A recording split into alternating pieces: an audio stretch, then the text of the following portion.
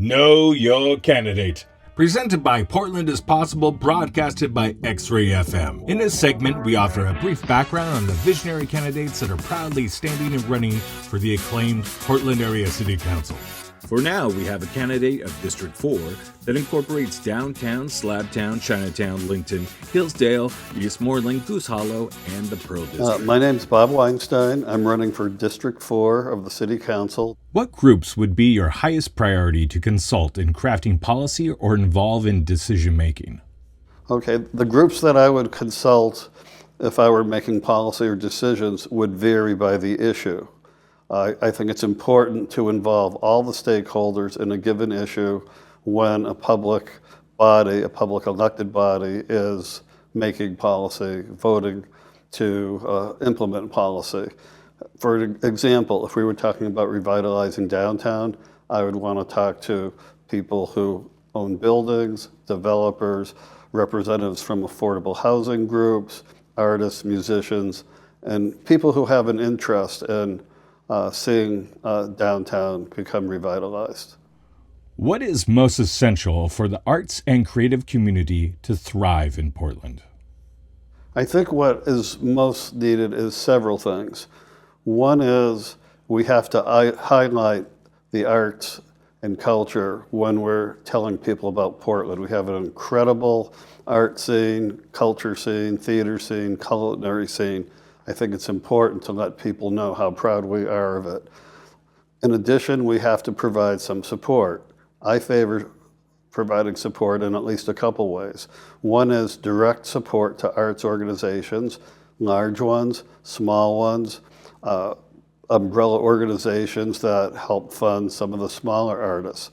Also, I think as part of downtown revitalization, it's important to look at the option of getting space, affordable space for artists and musicians in some of the vacant buildings, working with building owners to, if necessary, help subsidize the artists so that we can make downtown a thriving place for the arts. The city center from inner southeast to inner southwest and the Albina district to south waterfront is the economic engine, not just for Portland, but for the state as a whole. In particular, taxes from this area support critical services statewide. How should the city council engage in keeping this engine running? Well, I think we have to engage in several ways. One, and I'll try not to repeat myself from the last answer, we have to have a plan to revitalize downtown Portland and the Inner East Side. We need to reimagine what it will look like in the future. And I think we need to get it to the point where it's not only offices and companies, but it's mixed use with residential and other uses, that we incentivize small businesses to stay downtown.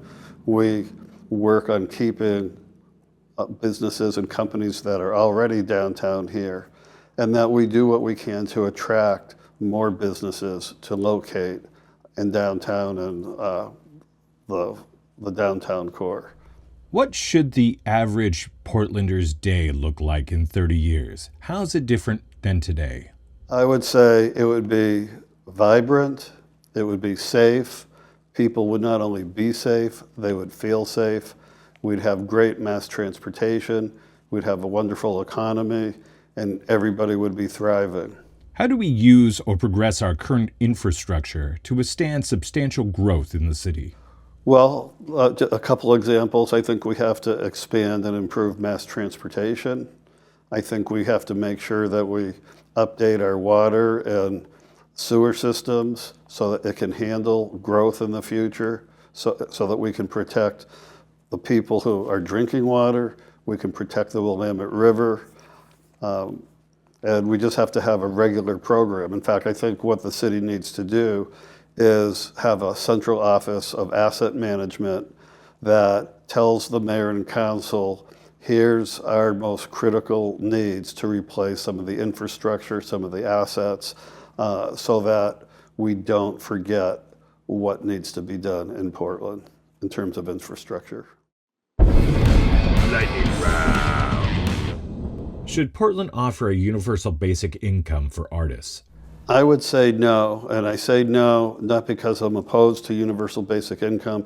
I think it should be targeted to people most in need of having supplemental income or some income, and that means low-income families. As I said earlier, I think artists can be supported in several ways, both directly subsidizing some loft and performance spaces in artist studios. That would be my preference. If you couldn't live in Portland, where would you want to live? I would have to say, and that was a tough one, I would say the Oregon coast. It is spectacular, and it changes every time you go there. What's the most Portlandy thing you have seen this week? Well, I don't know if this is a Portlandy thing, but I saw a couple young people help rescue a senior citizen in the middle of a crosswalk when the traffic lights had changed and guide the person across the street safely. What place in town that more people should know about? I would say Forest Park. I live in Northwest Portland. Forest Park is a treasure. If you could wave a magic wand to make one thing happen in Portland, what would you do? I would wave my magic wand to say that there are no unsheltered people in Portland.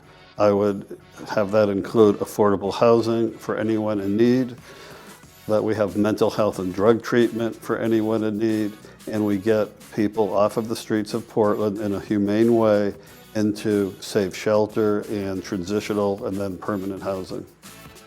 So now you know your candidate, or a bit about them. We like to thank the visionary candidates, also like to especially thank all the volunteers and organizations that put this together. We couldn't do this without you.